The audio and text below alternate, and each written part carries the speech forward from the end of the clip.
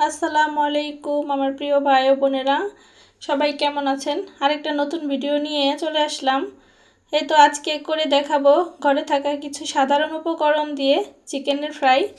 এর জন্য আমি কিছু বোনলেস চিকেন নিছি, যেগুলোর মধ্যে হাড্ডি নাই, মানে শুধু মাংস। তো নিয়ে সুন্দর করে ধুয়ে পরিষ্কার করে এর মধ্যে দিয়ে দিলাম পরিমাণ মতো লবণ, পরিমাণ মতো হলুদ মরিচের গুঁড়া, আর দিয়ে দিছি একটু আদা রসুন বাটা, সাথে দিয়ে নিব একটু সয়া সস। আর সয়া সসের ভিডিও ক্লিপটা আমি নিয়েছিলাম, বাট ওইটা কীভাবে কেটে গেছে জানি না। আপনারা যখন এরকম করে বানাবেন তখন একটু সয়া সস দিয়ে নেবেন।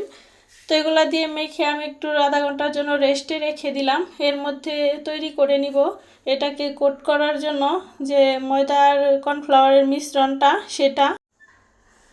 তো ওই যে একটা বাটি নিয়ে নিলাম, এর মধ্যে আমি 4 টেবিল চামচের মতো ময়দা নিছি, তার মধ্যে দিয়ে দিছি পরিমাণ মতো লবণ, আর দিছি 2 টেবিল চামচ কর্নফ্লাওয়ার।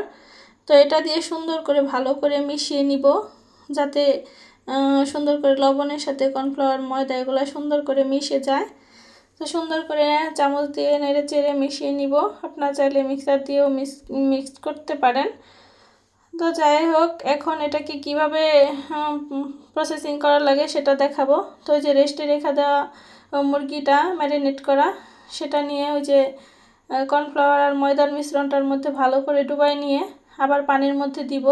পানির মধ্যে 30 সেকেন্ডের মতো রেখে আবার উঠাই নিয়ে আবার সেই ময়দার মধ্যে কোট করে নিব। যদি আপনারা উপরের কোটিংটা একটু বেশি মোটা চান, তাহলে 2 থেকে 3 বার এরকম পানিতে একটু চুবাই আবার ময়দার সাথে মানে কর্নফ্লাওয়ারের সাথে মিশিয়ে সুন্দর করে ভালো করে কোট করে নিতে পারেন। তো আপনাদের বোঝার সুবিধার্থে আমি আরেকটা ওরকম করে করে দেখাচ্ছি। এভাবে করে সবগুলাই আমি করে নিব। এই 2 থেকে 1 বার 2 বার বা 3 বার পানিতে ডুবিয়ে আবার ময়দা কর্নফ্লাওয়ারের সাথে মিলায়ে কোট করে নিব এরকমভাবে সবগুলাকে। তো একইভাবে সবগুলা মাংসের টুকরাকে আমি এভাবে করে নিব, কোট করে নিব। তো যাই হোক, আপনারা দেখতে থাকুন। এটা কিন্তু ঘরে থাকা খুব সামান্য কিছু উপকরণ দিয়ে বাচ্চাদের জন্য বিকালের নাস্তা অথবা সন্ধ্যার নাস্তা আপনারা তৈরি করে দিতে পারেন।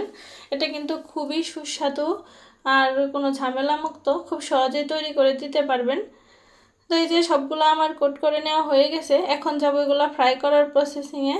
তো এই যে একটা হাঁড়ি বসায় দিলাম, এর মধ্যে পরিমাণ মতো তেল দিয়ে দিলাম। তেলের পরিমাণটা একটু বেশিই রাখতে হবে, কারণ এই মুরগির মাংসগুলো টুকরাগুলো এগুলো ডুবো তেলে ভাজতে হবে, মানে অল্প তেলে ভাজা যাবে না। একটু ভালো করে বেশি করে তেল দিয়ে ডুবিয়ে ডুবিয়ে ভাজতে হবে। তো এই যে একটা একটা করে আমি গরম তেলের মধ্যে মাংসের টুকরাগুলো দিয়ে দিলাম।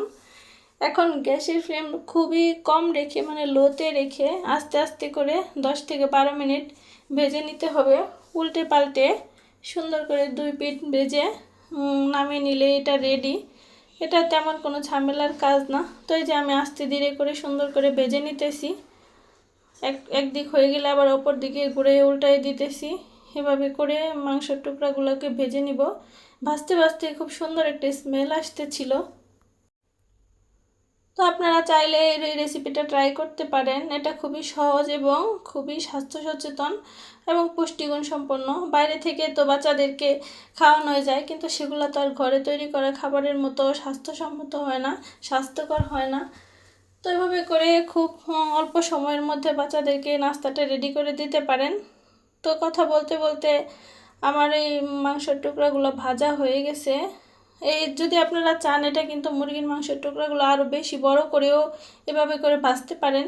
কিন্তু বড় করে ভাজলে হয় কি, ভিতরের দিকটা মানে ওরকমভাবে সুন্দর করে ভাজা হয় না। তো অনেকেও করে থাকে, আমার ভালো লাগে না, তাই আমি একটু ছোটো ছোটো করে এভাবে করে থাকি সব সময়।